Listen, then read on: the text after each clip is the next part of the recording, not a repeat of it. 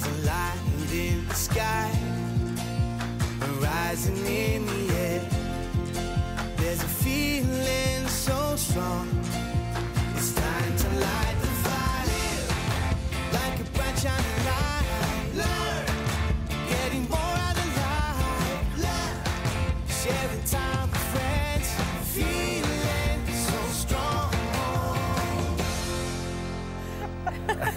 Hello, welcome to the House of Wellness. I'm Luke Darcy, and it's great as always to be here with Joe Stanley, Rachael Finch, and Luke Hines. Hello, guys. Hey guys, how are you? Always good to catch up with you. We've got something to stimulate all five senses today, Joe. We've got a show full of feast for the eyes, ears, fingers, taste buds and nose, and you're looking at the power of smell. Well, I am. We all smell incredibly sweet, I think. Oh, Don't thanks. most of them. Yeah, I was nervous of where that was heading. But a leading fragrance consultant did a whip around our studio to give us an aroma makeover. Can't wait you guys to didn't find know out. this, so it's very I enlightening, know, let me tell you. Okay. Hinesy, you're continuing to wage war on our single-use plastics. Yeah, that's exactly right. A bit of an add-on to what I talked about last week when we were trying to minimise and cut out that single-use plastic. Today we're talking all things food waste. So I'm going to attack that head-on, and, mate, I've got a solution for your limp celery stick, which I know you struggle with from time to time. Oh, that's huge. Life-saving. That was supposed to be a secret. No one's supposed to know.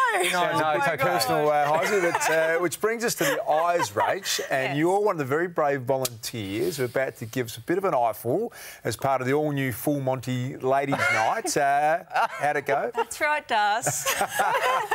I get my top off and I strip down into my underwear in front of on national television for a good cause, of course. We are raising awareness for women's health issues, particularly breast cancer. And the whole goal for us is to start a conversation, get women talking and thinking about their health seriously. And to do that, we thought, what better way than to dare to bare all and strip off. Wow. You know, I'm breaking out in hives thinking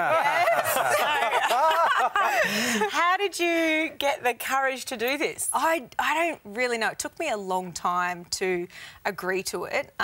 It was a very daunting and challenging experience. Like, what's the only time to prepare for that? You know, getting into the shower every night. So there's nothing really that prepares you for that. I've done a lot of, you know, modelling shoots and dance performances, but you don't take your top off. And so we wanted to build that attention and get that awareness out there and get women seriously talking about that. Now, Rach, this was choreographed by Todd McKenney. Now, he did the male version of the Full Monty, and he had AFL, NRL, actors, even a Wiggle was in there, stripping off for a good cause.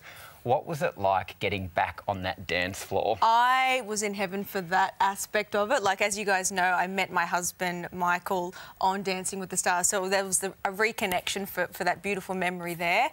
And I would come home from our rehearsals and do the dance for him without taking my top off, but I would do the dance for him to show, you know, for... Likely story, Finchy. for criticism. And, yeah, it was a beautiful feeling. But you're sharing it with some amazing women as well. Absolutely. Lynn McGranger from Home and Away, Georgie Parker, we had Casey Donovan, Nadia Bartel, so it was a really good cast of 8 and 2 weeks of intense filming. Don't know if I'd do it again, but hopefully it gets the well-deserved attention. How did you feel about the fact that you've got millions and millions of people effectively watching you do something you haven't done before? We've got these big feathers in our hands, and so basically at the end there's this big reveal like, this is me, and you just take them away, and you're standing there for those 5 ever so long seconds just thinking, what the hell am I doing? What time does this air? 7 o'clock tonight. Oh, good on you. So, Daz, don't watch. I guess we'll be seeing more of you, literally, Rach, in a few hours' time. Thank you. Yeah, it's awesome. Yep. And what we do want to see more of course, is support for people in need. And this time it's all about donning a green ribbon to support Amputees Awareness Week, which is coming up to us. Yeah, the focus of the week is to help reduce the stigma attached to those who have lost a limb. And one guy doing his best to do just that is an inspirational engineer giving kids around the country a hand, literally.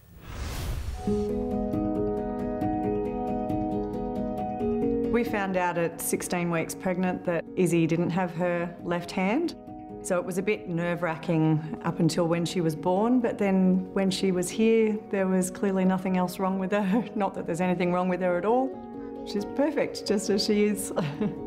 There isn't anything a mother wouldn't do for her child. Yes, and I'm sleeping.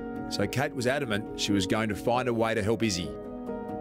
I was very proactive, so I was speaking to researchers and all sorts of people, and I came across Matt's work and was really amazed by what he was doing. So I wrote to him, I think Izzy was about 3 weeks old, and he wrote back and said, "Congratulations, it's a bit early, but I'll put her on our list," which he did. This is Matt Boto. He designs and builds hands for people for free all over the world.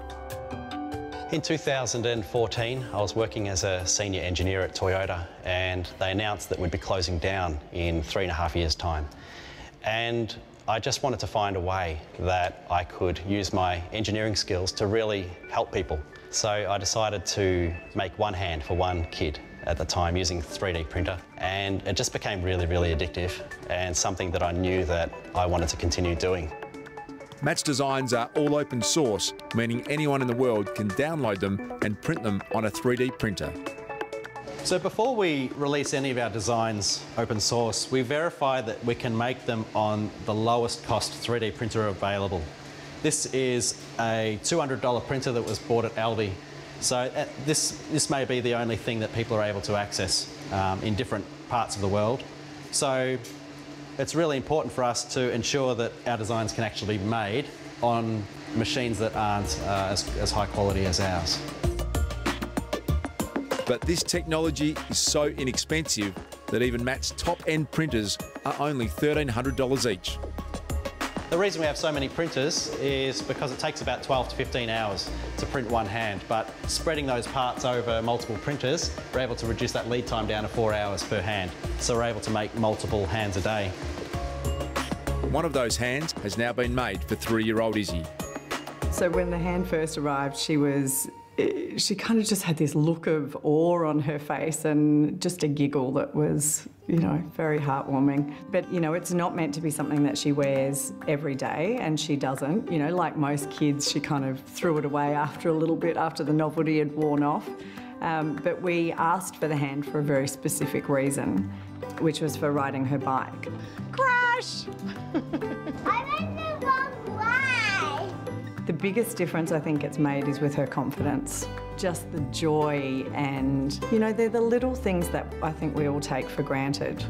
We were at a party the other day and all of the kids were playing with bubbles, and when she put the hand on and she was able to hold the tube of bubbles, the look on her face was just a sense of almost belonging and pride. It was just like, I'm just like all of these other kids. Although Kate and Matt have been in contact for over 3 years, they've never actually met. Hi, Matt. Hello. It's really good to put a face to the name. Yeah, likewise. We've been having all sorts of fun getting to know your hand, haven't we? Mm-hmm. Oh, that's great. And it fits really, really well. Oh no! Wow. Oh no! And what's the favourite Thing you've tried with your new hand, Izzy? Doing my scooter. Oh, using it on your scooter. would you like one? Made out of sparkly purple. Oh, sparkly purple. That sounds very At the exciting. moment. Well, yeah, we can't thank you enough, Matt, because it's been really so amazing watching her be able to do little things that she, has wanted to do for so long. Oh, it's an absolute pleasure. I'm just glad to see you smile. Yeah. He just has such a care about the people that he works with, and the respect that he's treated us with, and just the heart that he has treated us with has been, it's heartwarming.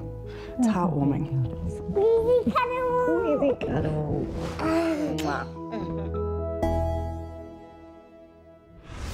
Yeah, what a brilliant story. An extraordinary man proving the power of one can have such an impact on the lives of many. And Matt is going to join us right here after the break on the House of Wellness.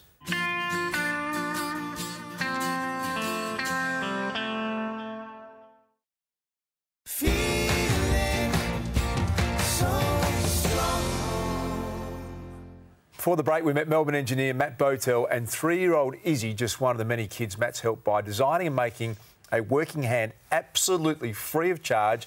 Matt joins us now. Welcome, mate. Thank you.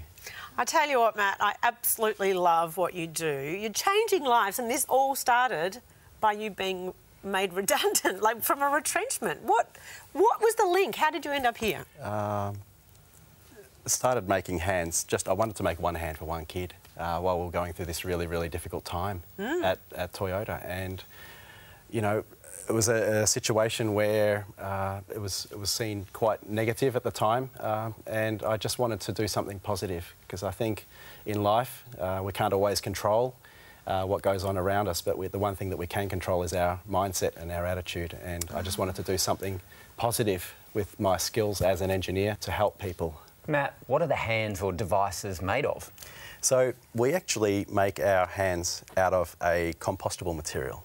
Wow. It's actually derived from cornstarch, so which I think is really, really important from a sustainability point of view. We're always talking about that type of thing. And especially with you know, with the plastic problem that we have, you know, to teach young children about good uses for plastic.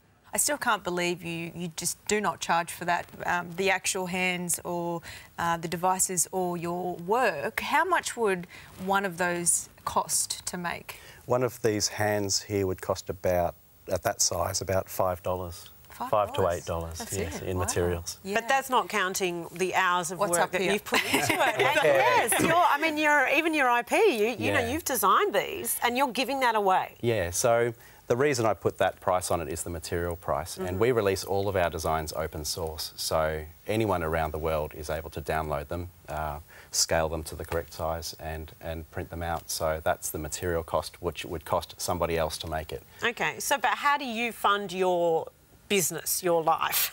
Well, how do you make your cash, Matt? How do you survive? Well, my redundancy payout from Toyota has helped me to survive for the last 2 years.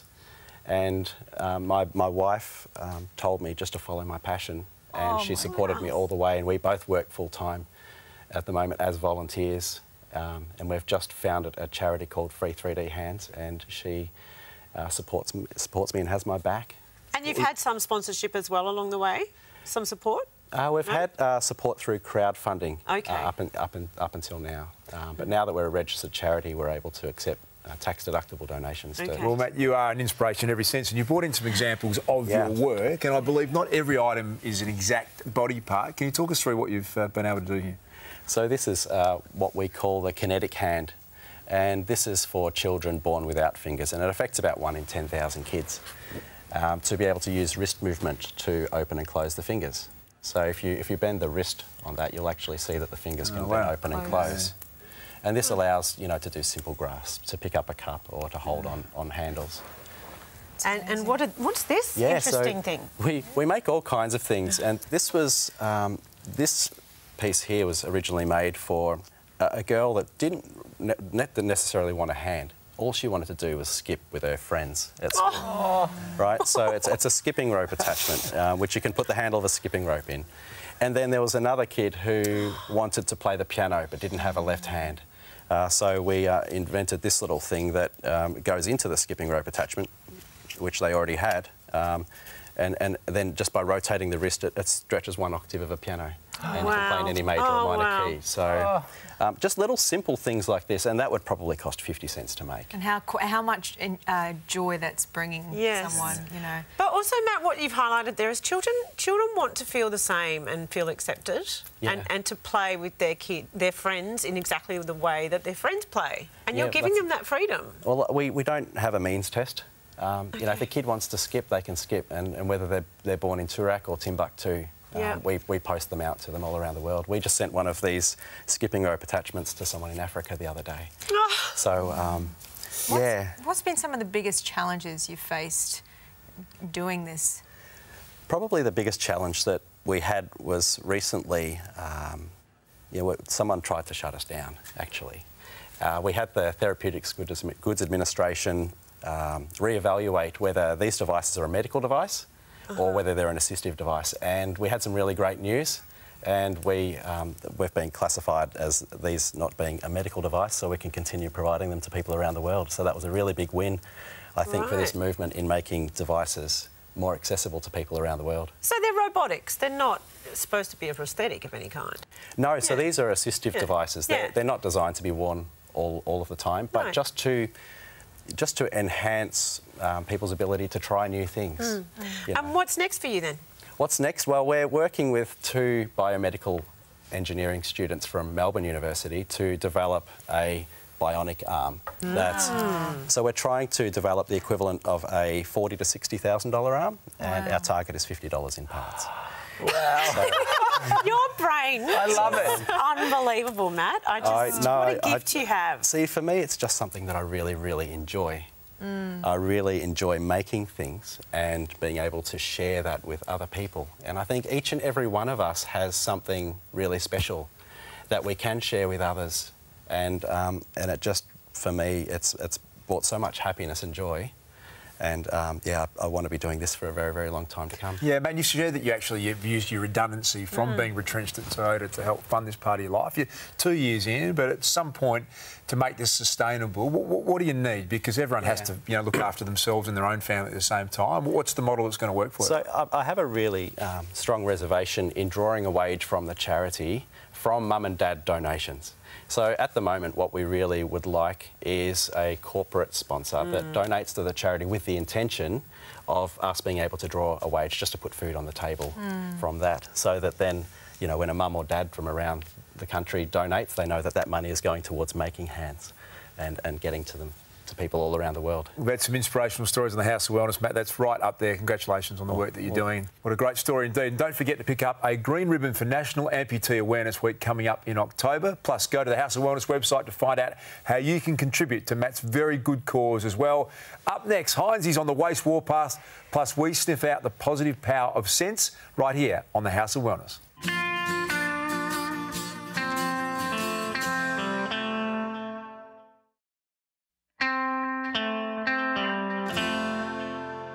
Welcome back. Here on the House of Wellness, we talk a lot about using less plastic. It's a universal battle, but while supermarkets are on board with the ban on single-use bags, when it comes to fruit and veg, Joe, it seems there's more plastic and wrapping than ever before. I know, and it's so frustrating. You've got to buy your fruits and veggies and they're already pre-packaged in plastic. What even is the point of banning the bigger bags? And then you have those big rolls of those really thin plastic bags because people aren't taking their own bags to take their veggies home in. It's very, very frustrating. And even the organic produce is then wrapped in cling wrap. It's so conflicting. And while we're on the topic of fruit and veggies, how is about this for a stat? 1/3 of all food produced globally is lost or wasted. That's a staggering 1.3 billion tonnes of food, and almost half of all fruit and vegetables produced are wasted. Well, Rach, if food waste was a country, it would be the 3rd largest emitter of greenhouse gases behind China and the US. It's absolutely insane. And I haven't come here to make you lunch, so you can all just calm down. I'm talking about food waste, and I'm going to show you guys some really easy tips and tricks to get you guys minimising food wastage at home. So, limp celery. I know it's an issue. We talk about it in the dressing room all the time. Now, there's nothing worse. Look at that, ain't limp. He's excited.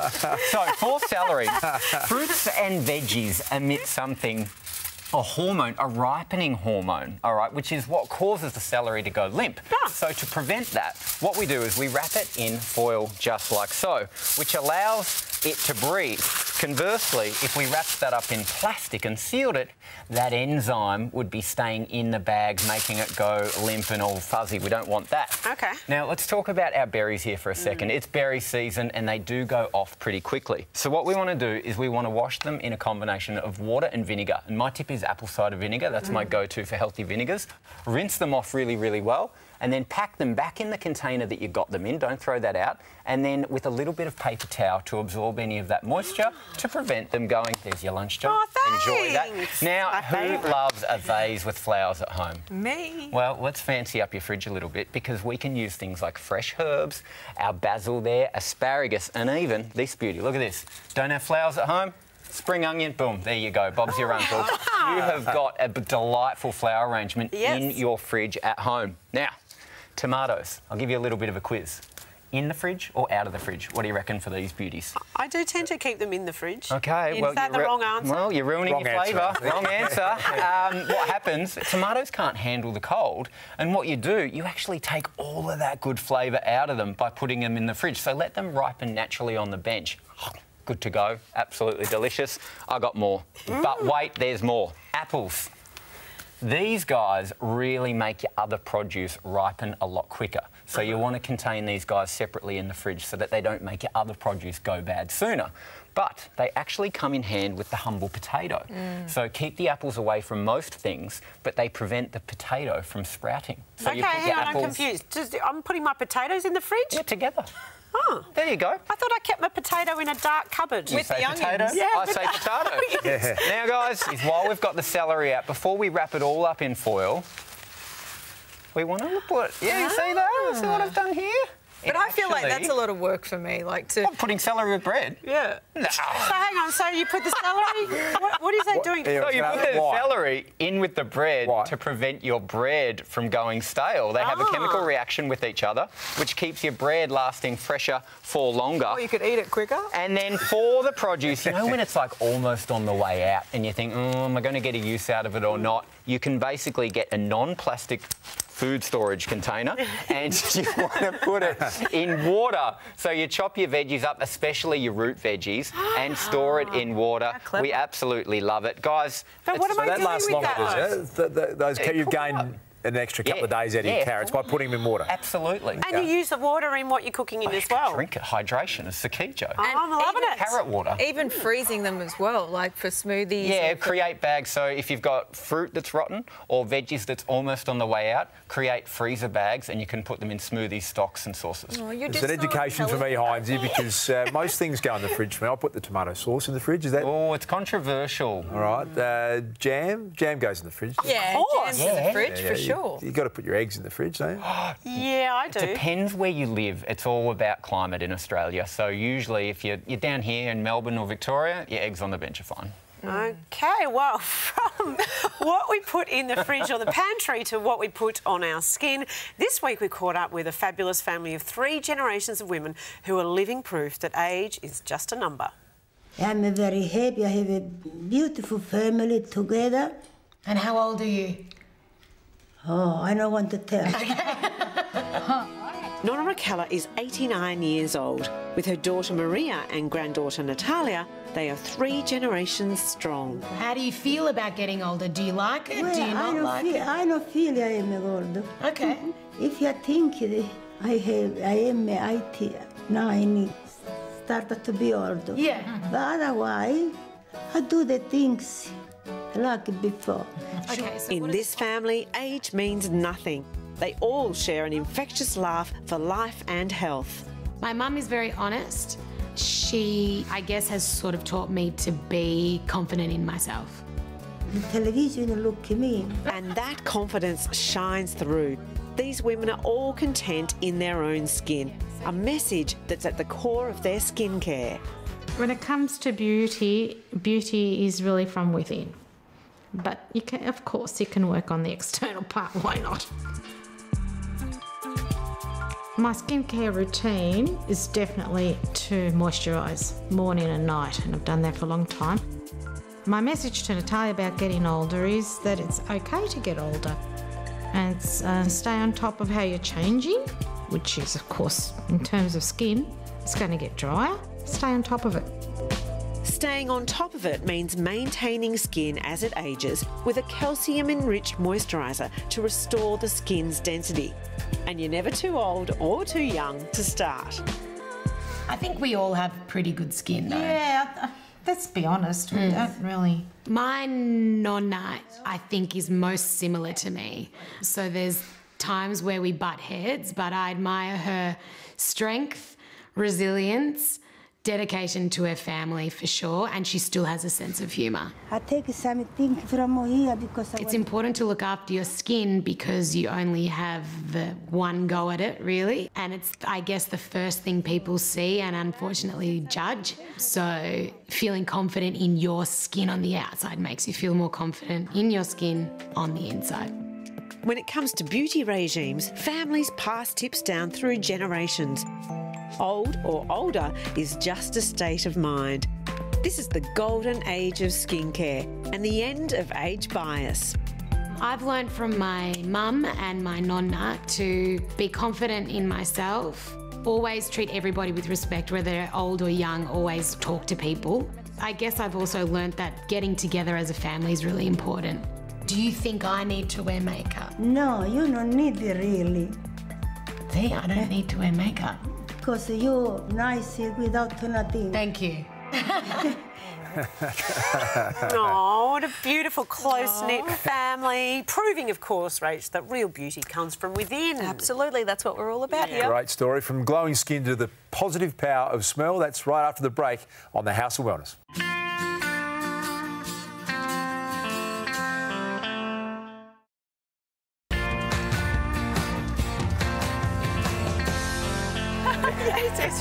You know what it is. Welcome back. Now, can I say it has been a huge amount of fun being with all of you on the House of Wellness this year. I've loved every moment. Joe makes me laugh every day, whether you intend to or not. You make me laugh. Rach has to be the healthiest, happiest person I think I've ever met in my life. Aww. And Isaac, we share the same name, so you and I bonded right from day one. Darcy, I'm a little bit sus on his behaviour. Someone's not quite right into your coffee. What's going on? Are we all your favourites? Yeah, everyone's my favourite. I can't let us share a bit of joy on the House of Wellness with you. You seem to be full of love, which is lovely. This place is a warm hug, and certainly we have so many inspirational and interesting people come in here as guests, and we want the environment to be very welcoming and loving, I think, when they come in. So we invited a leading fragrance consultant to come in. You guys didn't know this. What? She has given the House of Wellness a spritz of bliss. In 5, 4, 3, 2. Well, this week it's all about the hard and fast rules, Joe. That's it. So welcome to our home. It's pretty beautiful, isn't it? It is. It's lovely and bright, and we can use lots of these different points to influence the fragrance as well. Yes. Samantha Taylor is a Parisian-trained fragrance consultant. She uses the science of smell to influence the human brain. The interesting thing with fragrance is that you can actually enhance how people feel in a space by the way that you scent it. So I have a really clear understanding of how you want people to feel, and that will guide how I create the fragrance. She's designed scents for big corporate clients like Bombay Sapphire and Cathay Pacific, and today she's turning her deft hand and nose to the House of Wellness. This is a really intimidating environment for a lot of people, and we often have people sharing very, personal stories of themselves, which is brave of them. So I want them to feel like they're at home, warm, safe, and willing to share. We also want energy, though, as well. Yes. When we say warm and comforting, we don't want them falling people to go to have a little nap. Yeah. No. Okay. It's possible, oddly enough, to have that in a fragrance where it can be very comforting but also energising and uplifting as well. So everything that you're saying is pointing to me to fresh, uplifting, but still warm, gives people the feeling of being cosy and comfortable and able to share. When we speak with people, the key is for it to feel like a conversation with someone that they really trust. And to kind of zone all of this out and really focus on the conversation with you. Exactly. That doesn't What's exist. Now, if you think it's as easy as having a hypersensitive sense of smell, then think again. This is a dedicated and extensive process that has Sam's every sense on high alert. It's absorbing colours, feel, light and sound. In terms of the colours and things like that, is there a particular colour in here that you really love? Because fragrance, we can kind of tie colour and the smell, all of those kind of things into one. Well, Luke Hines is very obsessed with that pillow. Okay. The pink cushion? He really loves the pink cushion. And I think certainly, I love the greens that are combined with the pink in this space. I think they're really kind of soft. And again, not too feminine, but really sort of warm and have a bit of a tropical feel, I suppose. Okay. It can be quite tricky to kind of meet everyone's expectations with fragrance, but that's where you keep it really light, you don't go overboard. There'll be floral notes in there, there'll be some herbaceous notes, there'll be some woody notes, that'll be those calming, very sort of soft notes in there. Earthy notes, exactly. Exactly, because you've got a lot of those kind of feels and textures in the space here, so we'll use those kind of green and bright flashes of colour to have that kind of crisp, kind of green, herby kind of notes with some florals, and then your earthy tones will inspire those woody notes that we'll use in the base of the fragrance, like delicious Australian sandalwood and things like that. Oh, I'm excited. I can't wait. This is the pillow. Now, I hope you didn't mess with it, Joe. It's safe. I do. I love all the pink pillows. I don't know, But Samantha definitely has a big job ahead of her, I think. She'll be joining us, our fragrance expert will be joining us after the break to reveal what heavenly scent she's concocted, especially for the House of Wellness. You can't wait. Can't wait. But just to get you in the mood, here's Zoe with a sweet dessert that'll have your taste buds tingling. The lovely thing about my tea poached pears, they can be served hot or cold. So they really are a gorgeous dessert to have any time of year. Now, the thing is that I always like to keep the skin on my pears. Not only does it hold the form, but it has 50% of the fibre. So just run your knife along like this and score on each side. And what I have here is I have calming chamomile tea. So I've just steeped the tea for a couple of minutes and then just pour it straight over. And then I'm going to add a little bit of honey and then pop it on the cooktop for about 20 minutes. While my pears are poaching, I'm going to make my honey yoghurt. I'm using full fat yoghurt. I'm going to add my honey, 1 to 2 tablespoons. I think is all that's necessary. And the other product I'm going to add is I'm going to add the Bar Glam Inner Glow. It's coconut, collagen and aloe vera, so it's gorgeous for your skin, your hair and your nails. And as a 40-year-old, who doesn't want better skin, hair and nails? Now, to make the pears feel even more decadent, I've candied some walnuts. Very simply, I've got my walnuts, a bit of honey, pop them in the oven and you just roast them. And the nice thing is they're crunchy. We get a little bit of this caramelised honey to put on top. This is a delicious dessert that will not only brighten up your skin, but it will brighten up your day.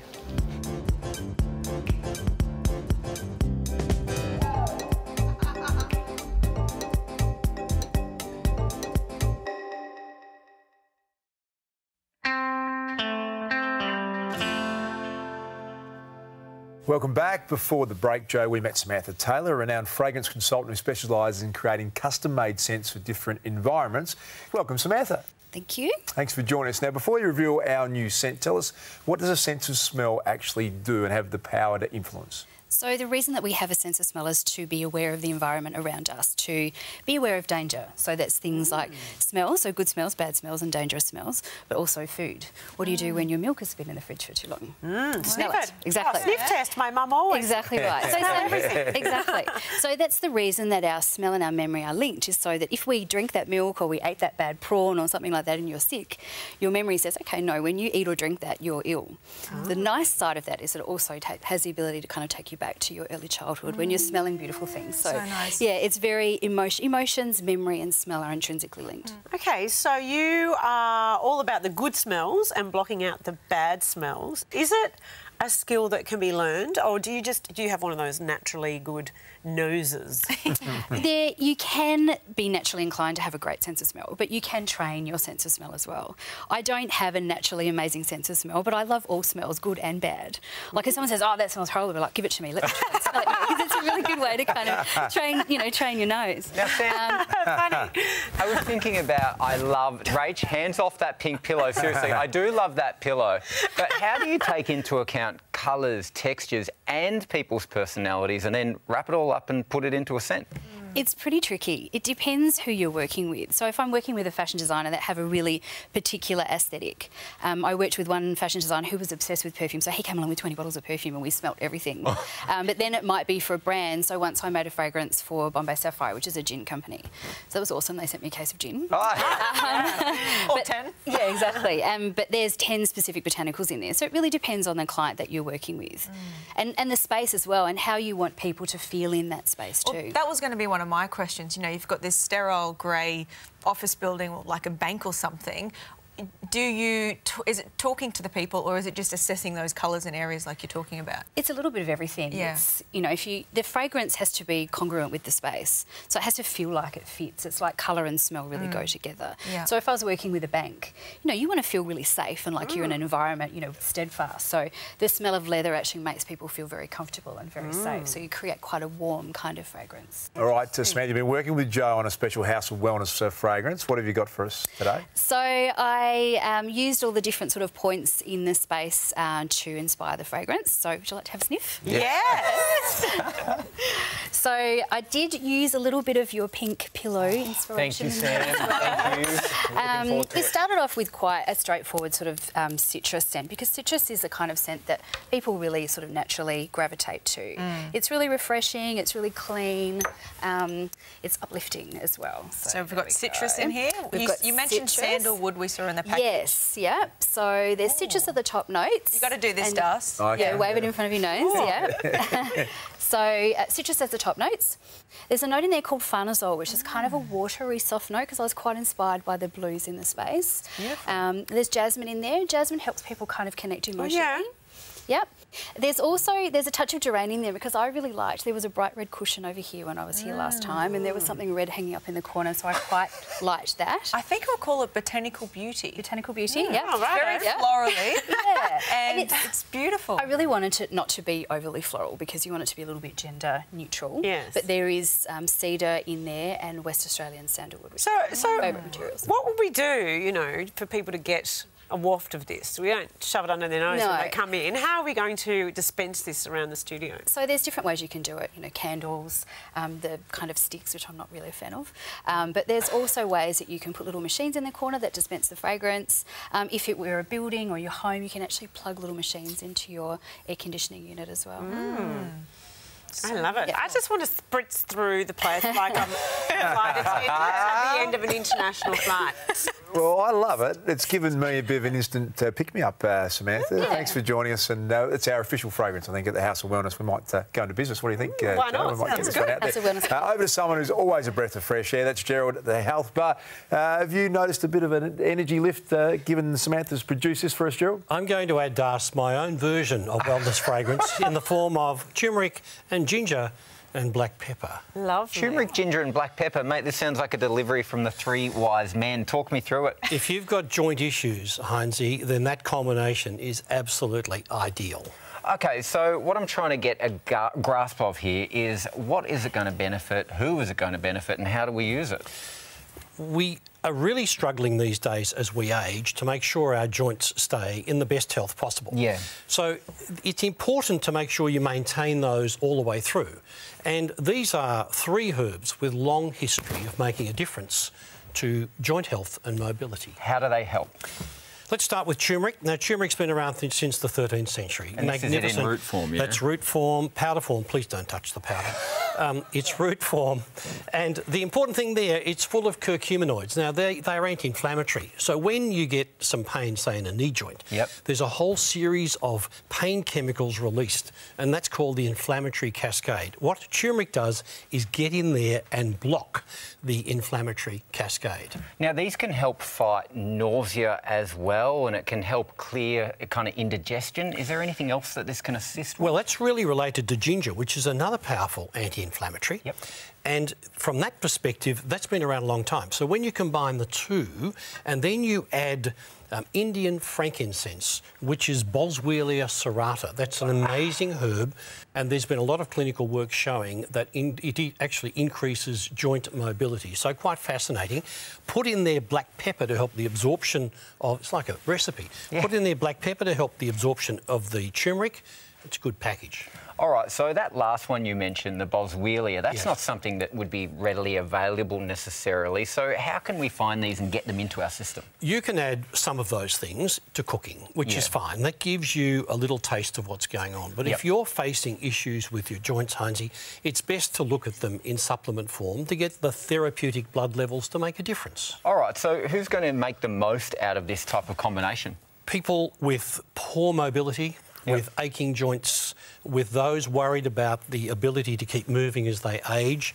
And there's also a whole cohort of people who can't take non-steroidal anti-inflammatories. They often have to rely on high-dose paracetamol. Here's an option.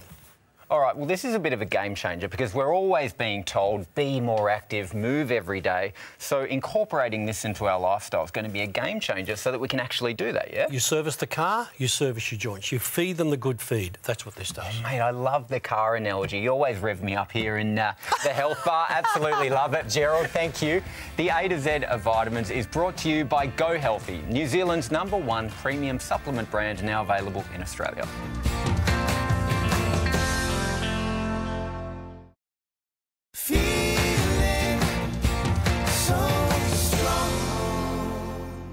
Welcome back. Joe, you've been a very proud ambassador for Liptember, and what a big month you've had. Oh, it's just been so great. I'm proud to say that we are well on track to raising $2 million. That's insane. Incredible effort, and thank you to everybody who supported and bought lipstick and donated.